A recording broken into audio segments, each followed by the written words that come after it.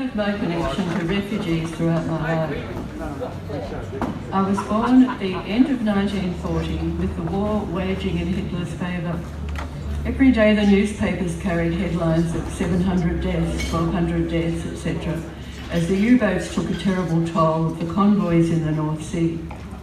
One of my first memories is of standing in our breakfast room, switching the light on and off and chanting, "The Japs are coming, the Japs are coming."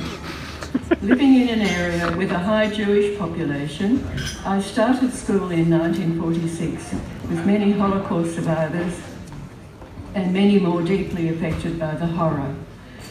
So when the waves of new Australians began to arrive from 1949 on, it wasn't hard for me, a child, to connect them to the war. Many of them lived in boarding houses and other rentals near my suburb of East St Kilda in Melbourne. When I reached the age of going out to dances and parties, I mixed with many nationalities. They changed the face of Melbourne in a comparatively short time. We Australians, still an outpost of Great Britain, unsophisticated, innocent in a way, had very little idea of the traumas and losses of these foreigners with their strange hairstyles and clothes. But many decades later, I came to understand one major gift we gave these wounded souls. In our casual, she'll be right mate approach to life, we generally let them be, allowed them the space to heal. So 10 years on from the first arrivals, I was going out to nightclubs and dances, eagerly soaking up the stimuli around me. At that time, the migrants had not yet blended into the local culture. The different groups kept their own cultures alive. So if you went into a nightclub run by Russians, you felt you were in Moscow. Run by Germans, you were in Berlin. The homesickness was palpable, and for so many there was no return. As the Iron Curtain had come down on a large part of Europe, a darkness that didn't allow news of loved ones, people living out their whole lives, never knowing what had happened to their families. A couple of Polish boyfriends introduced me to Kosciuszko House, a stately mansion close to the city. Then I acquired a Latvian boyfriend and began to enjoy the delights of Latvian House in Elwood, not far from the St Kilda Town Hall. We'd been going out for a year when my mother died suddenly, just 3 weeks after my 21st birthday. She was my best friend, my everything. I'm 80 now, and I don't think I ever got over the loss. I've lived my whole adult life without her. Thus, I became well qualified to feel empathy with the family I was about to enter and the community I would become a part of. And so began my life living with refugees, displaced people, for the first year with my new husband and his best friend, then with a baby on the way, with his family, parents, 2 sisters and 1 brother still living at home in a suburb across on the other side of Melbourne, away from anything I had ever known and carrying the deep grief for the loss of my mum. I was eager to be a part of a family to replace the one I had lost. Travelling to work by day with a growing pregnancy was not easy, but I enjoyed getting to know my new family, particularly my mother-in-law, a kind and easygoing woman with almost no English. I'd been taking lessons in my husband's language, and after my daughter was born and we were home alone, both wanting to chat, I gradually became fluent in her dialect. She had a mum and 5 sisters back home, with no idea what had happened to them. She was a down-to-earth peasant who didn't make a big deal about it, but the loss was huge.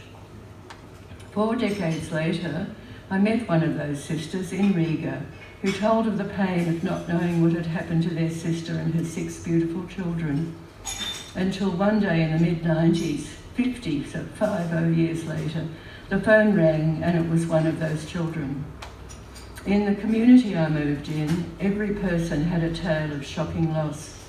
A lot happened around Latvian House, where people from all backgrounds gathered, the home country being the common denominator. There was a strong voice expressed by people and in their newspaper of when we get Latvia back. This would upset my husband, who thought it was pie in the sky and would never happen.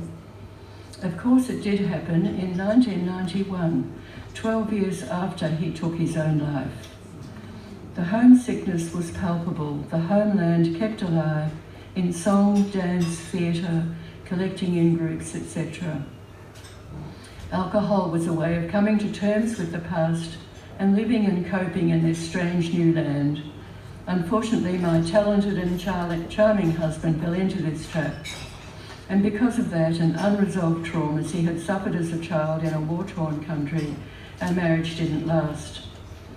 With my son and daughter, we settled into a new life in Darwin in the Northern Territory, a truly integrated city long before it happened in the rest of Australia, where it didn't matter what colour your skin or what shape your eyes.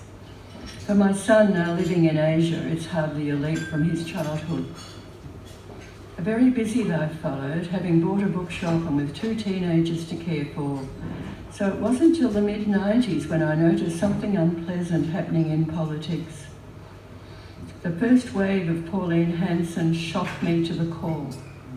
Having watched my country slowly wake up and embrace newcomers, celebrating the differences, together with living in a mixed-race Darwin, I felt as though all those wonderful advances were being torn down by hatred and stupidity. I waited for the Prime Minister, John Howard, to distance his government from her, but no, he waited while the Asian press went wild, seeing how he could use the situation to gain votes. Racism increased enormously, the divisions being encouraged by Howard. As a consequence, I have loathed and despised that man ever since. I can't bear the slightest sound of it.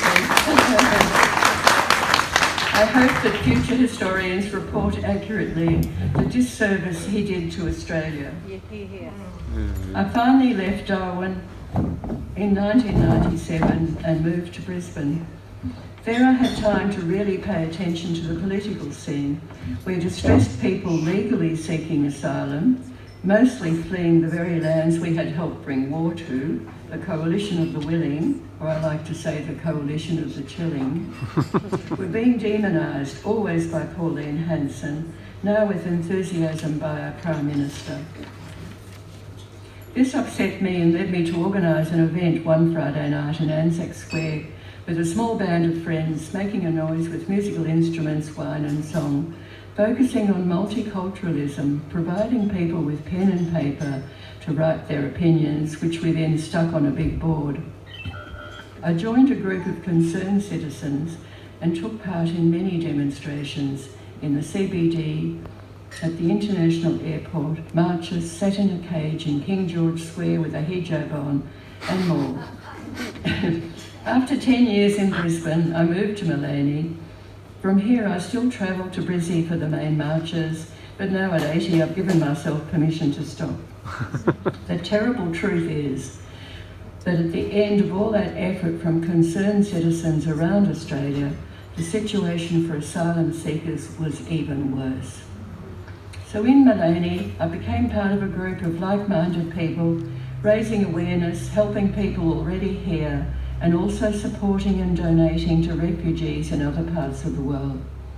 The group consists mostly of women, some men, mostly younger, all motivated by compassion, their decency deeply offended by the Australian government's cruel policies.